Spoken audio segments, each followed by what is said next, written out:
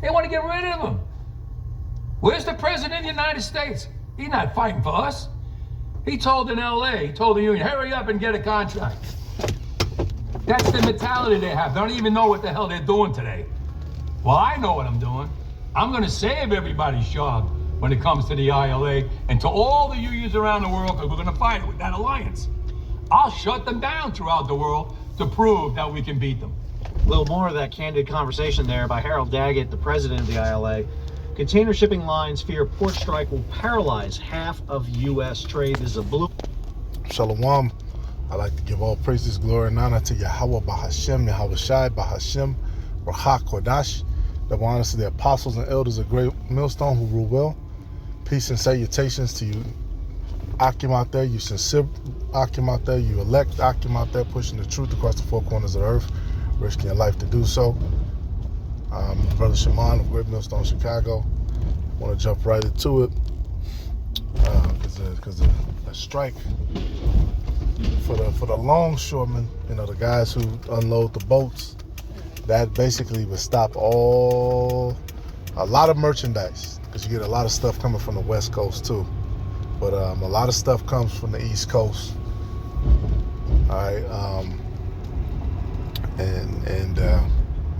you know, you have a lot of disgruntled employees like this guy, man. You have a lot of disgruntled truck drivers. You gotta have a lot of disgruntled people in the supply chain, right? Especially since Esau has brought a lot of the heathens over here, and they basically they'll give them, they'll fill them in on the same jobs that Esau or Jake or whoever had to wait years for. Because with longshoremen, that's a job that you're on the waiting list for years.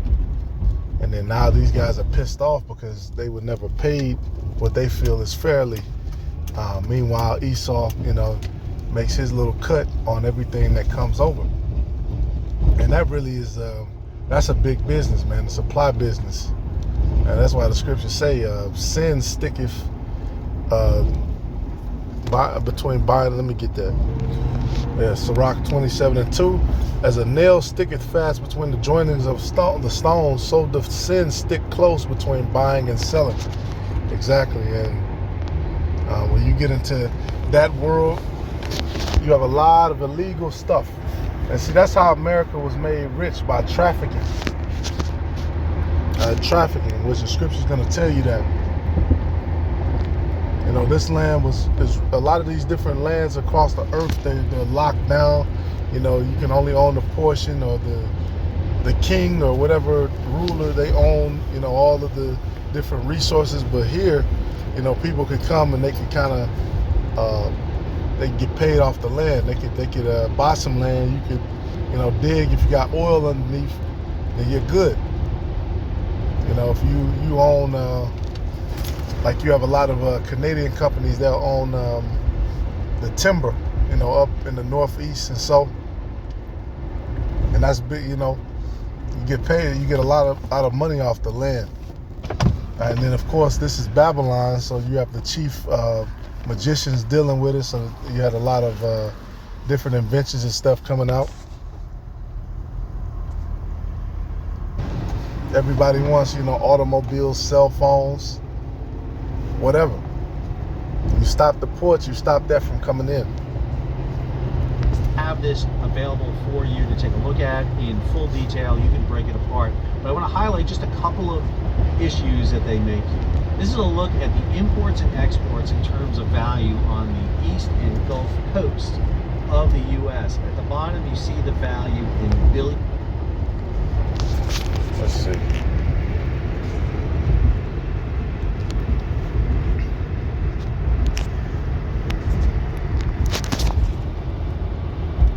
Of dollars, and then colors to percentage is how much of that comes in through the East Coast. So for example, He said billions of dollars. in terms of imports, if you look at the top ones, we're looking at pig iron, alloy steel, natural rubber, iron ore, tin, cocoa beans. On today's episode, Excuse me, I misclicked. East Coast. So for example, in terms of imports, if you look at the top ones, we're looking at pig iron, alloy steel, natural rubber, iron ore, tin, cocoa beans, ferrous products, and a whole batch of chemicals coming in. But overwhelmingly, you're talking about over 90% of those are coming in. If you look at the exports going out, fuels, mineral oil, machinery, mechanical, electrical machinery, vehicles, aircraft, opticals, photographic, pharmaceuticals, plastics, all of these are large percentages going out, except for aircraft, which is about 18%, optical 16%. But a lot of this is coming out of the East Coast, Gulf Coast ports. This is what we're going to see. Notice what you don't see here are things like food and other commodities, even though you're going to hear about bananas and a lot of other commodities. So one of the big fears that this is going to do is force shipments to come into the United States via other methods, either by Europe routing through the Panama Canal and coming to the West Coast, or potentially coming into Canadian and Mexican ports and coming in on rail. Now, not every port has an ILA presence along the East and Gulf Coast, but it's going to be... And yeah, they're trying to, they're kind of trying to keep Mexico out of the game. But, you know, what you notice here in Babylon, the average person, like I said, they're them that think they're in a good case, who have abused my liberty. You know, what you notice is the average person, they don't understand how the supply chain works. Right? This place is completely westernizes the minds of people into just consumerism. People don't know how to hunt for anything that they eat. They don't know how to gather. They don't know how to create things from scratch.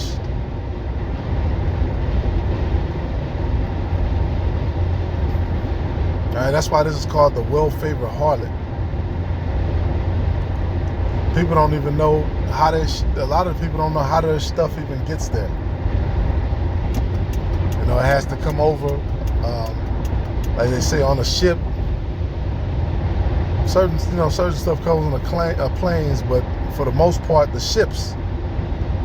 It talks about the ships in Revelation, how the ships are going to say, alas, that great city Babylon is destroyed.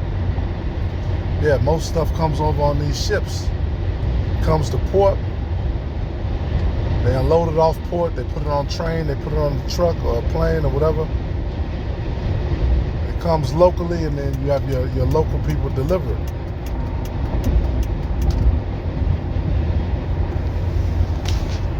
Very difficult to get ships in and out of ports in the U.S. East Coast unless they can make it to all the required ports. This chart gives you the top 10 ports as determined by ILA presence with the total imports and exports. So, for example, when you're looking at New York, New Jersey, you're looking at imports of somewhere in the range of $232 billion, and that's 7.5% of U.S. value of petroleum. Yeah, and like what you notice, when you look at the Babylonians, when you look at the Persian, when you look at the Greeks, right, the Romans, the whatever empire, all of them, they wanted to spread and have their empire around, because they'll say that they took over the world, the known world at that time, right? All of them wanted to spread their empire around the Mediterranean Sea, right? Middle of the earth. All of them wanted that region, the Mediterranean Sea, and they wanted to control those cities. Right? It mentions scriptures talk about Tyre and Zidon, places that became rich, which they became rich through dealings with Solomon, right? Through their ships and bringing stuff back from here all the way over to the Western Asia. Right? But that's what it was about, those ports, man. Controlling those ports, because then you can control. You know, that's what basically you do in business. You buy in bulk orders. You know, you put your money up for all the products to come, and then you sell it. That's what everybody does. That's what all these businesses that sell you something, that's what they're doing. They bought something in bulk, and then they set the price on it, sell it by singles, and then they make their money that way. So what happens when all of these different shipments can no longer get here, and America is left to produce everything itself, which we don't even produce everything anymore. A lot of these jobs that we used to have were sent overseas. In terms of exports, it's vehicles. In Houston, it's petroleum. In New Orleans, it's returned export. Matter of fact, let's get a scripture. It's Ezekiel 28:4. It says, with thy wisdom and with thy understanding thou hast gotten thee riches, and hast gotten gold and silver unto thy treasures. By thy great wisdom and by thy traffic hast thou increased thy riches, and thy heart is lifted up because of thy riches. Exactly. Right? And that's what made a big part of what made America great, the supply chain. All right, you could get, because when you had like the French, the Louisiana, that area, the French area, before Babylon was fully established, basically the French sent a lot of those people over as fur traders. They sent a lot of them over as fur traders. Like when you watch The Revenant, they were going up and down the rivers, and they would come in and get all these furs, and then their goal is to take them back over across the sea. Now, I don't know if they were particularly French in that movie, but that's basically what the French were doing.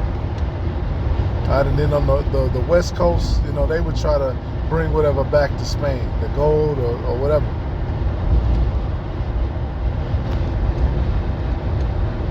All right, like I said, this place is rich with mineral resources. That's why the scriptures say it should be as a garden Eden before you, and behind, and then after the missiles, as a wilderness.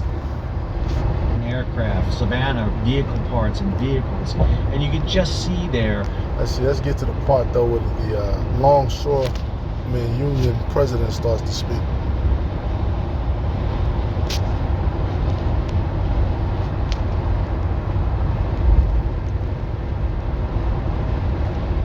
Yeah, a lot of these Edomites who thought they got it, which before, a lot of these Edomites, they don't even have degrees. They didn't even have degrees in the 80s, the 90s.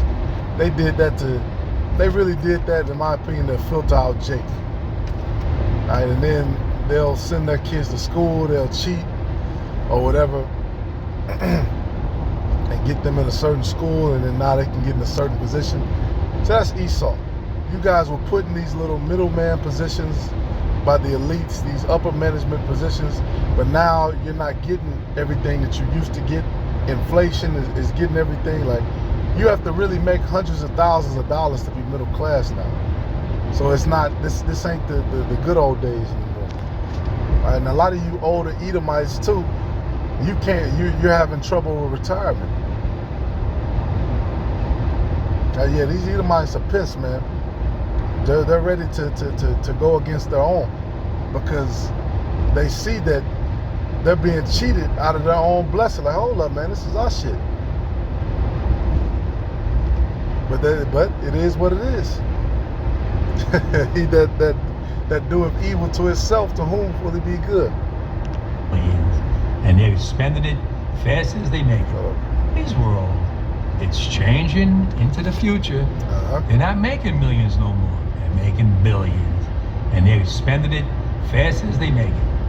I want a piece of that for my men, because when they made their most money was during COVID, when my men had to go to work on those piers every single day, when everybody stayed home and went to work. Amen. They died out there with the virus. We all got sick with the virus. We kept them going. From Canada to Maine to Texas, Great Lakes, Puerto Rico, now the Bahamas, everybody went to work during COVID. Nobody stayed home. Well, I want to be compensated for that. I'm not asking for the world. They know what I want. They know what I want. And if they don't, well, then I have to go into the street and we have to fight for what we rightfully deserve. These people today don't know what a strike is. When my men hit the streets, from Maine to Texas, every single port will lock down. You know what's gonna happen? I'll tell you. First week, Be all over the news every night, boom, boom. Second week, guys who sell cars can't sell cars because the cars ain't coming in off the ships. Yep. Like you said, guys who sell cars, people who sell all these, a lot of this furniture that's made in China, which a lot of this stuff is like, they're charging, they'll charge $500 for a couch or something, or a bed or something, and that shit'll be like $50 coming from overseas. Cheap. But Americans don't know that, so they can just charge what they want to charge. Like some of these cars and stuff, when they bring a lot of these cars over, they don't have I've been to the ports, they don't have VIN numbers on them, and there's that aspect too, man. People want they want their cut. They want, certain things that come through those ports, they might not necessarily make it when they make it, if you understand what I'm saying.